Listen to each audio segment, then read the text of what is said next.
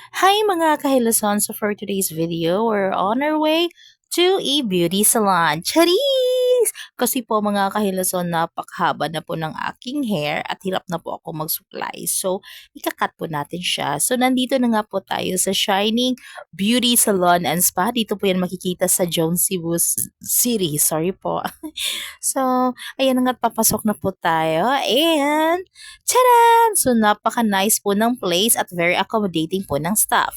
At yan po si ate girl na siya po yung nagkakat ng aking hair. And in fairness, mga kahilason, napakagaan ng kamay niya.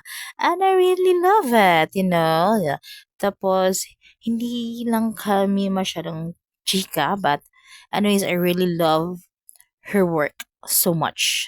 So, ayan na, nagsa-start na siyang mag-cut ng aking long hair. So, goodbye, long hair, and hello to my new short hair. So, diba? Nice. Very, very nice. And I'm very obsessed. So, yan po at na video-video po ako para send po sa aking hobby. So, nagustuhan naman din po niya. So, that's it for today's video and goodbye!